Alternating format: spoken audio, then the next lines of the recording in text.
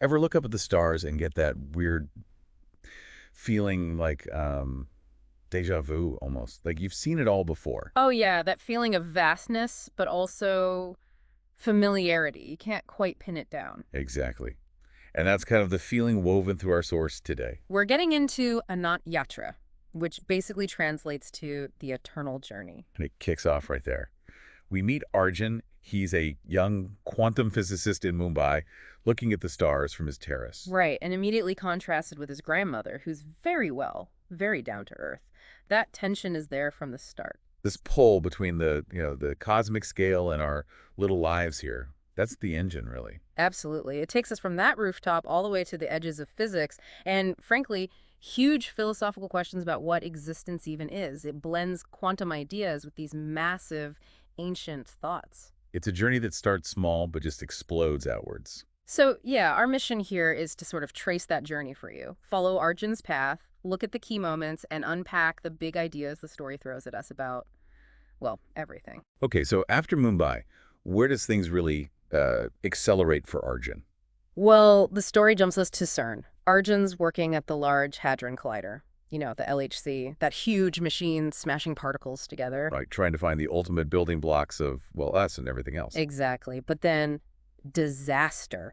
During a big experiment, unseen hackers, cause this massive system failure. Whoa, okay.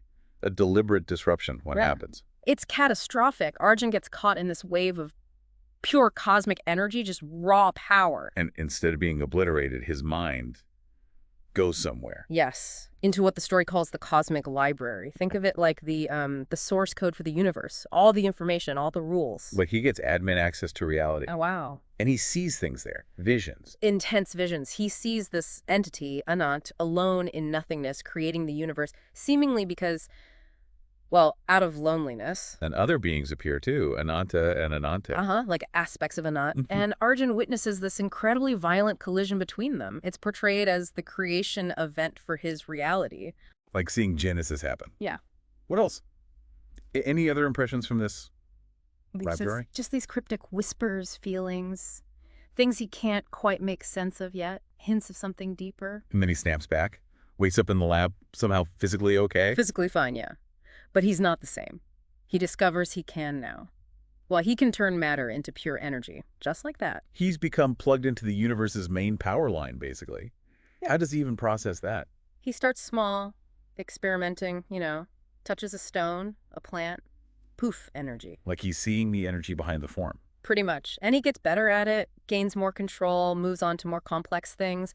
He goes from studying the universe's rules to, well, bending them. That's an incredible shift from observer to participant player. Something like that. But this power, it takes a dark turn. Ah, yes. The incident after the party. I remember this part. An argument about religion. That's the one. It gets heated, and sort of instinctively, Arjun reaches out and touches his colleague. But the energy is different this time. Not the same white light. No, it's described as gold and blue light.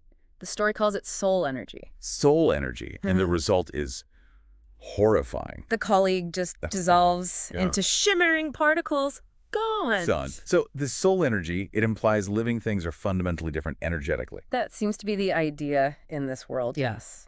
A huge, troubling revelation for Arjun about the nature of life itself. Which must throw him into chaos internally. Yeah. Is this power a gift, or is he some kind of monster? Exactly. The weight of it is immense. You'd think that would stop him, but But it doesn't. He starts experimenting again, and it gets bigger, much bigger. disturbingly so. He starts absorbing whole rivers, forests, even animals, converting it all into energy. And any guilt he felt about his colleague, it just fades. It seems to. It's replaced by this cold understanding.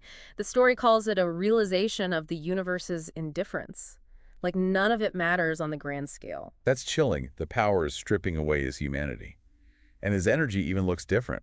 Yeah, the pure white light starts getting tinged with gray, like a reflection of what's happening inside him. So after reaching this point, he goes back to Mumbai one last time. Yeah, for these short, kind of intense farewells with his family. And his grandmother, the one who anchored him at the start. She whispers something to him, something we don't quite hear.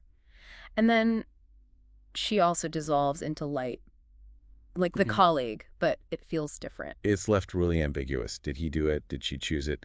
Either way, it's the final break, isn't it? Absolutely. No going back after that. So he heads for the mountains. The Himalayas. Classic place for solitude, for transformation. And that's what happens. He meditates, focuses his power, and changes again.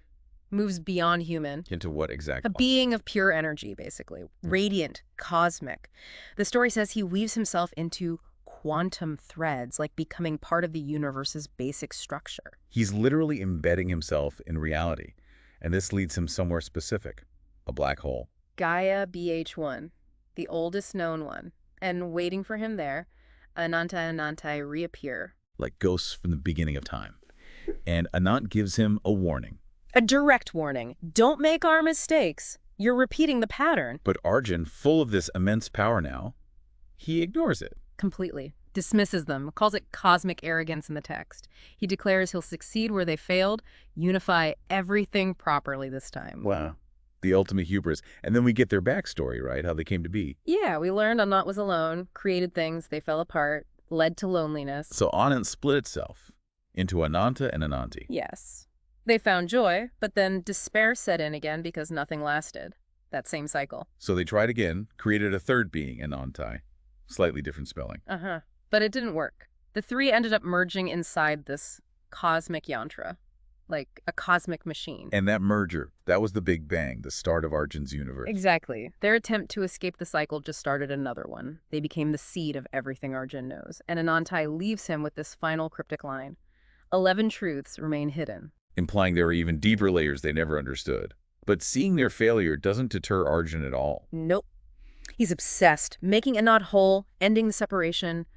It overrides everything. Yeah. And the consequences are apocalyptic. Right, this is where his power just runs wild. Total destruction. Earth is just unmade. Rivers lift into the sky, forests crumble, people vanish into his energy field. It's horrific. He's lost all connection to his origins, to empathy. He's just this consuming force. And it spreads. The whole solar system dissolves. Planets, the sun, everything drawn into him. Assimilation is the only goal.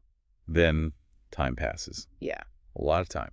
And we find him back at the black hole. Gaia BH1. Eons, maybe. Hmm? And despite his power being near the event horizon, he starts to unravel, fray at the edges. And then finally, a flicker of doubt after all this time, questioning it all. His first real moment of doubt.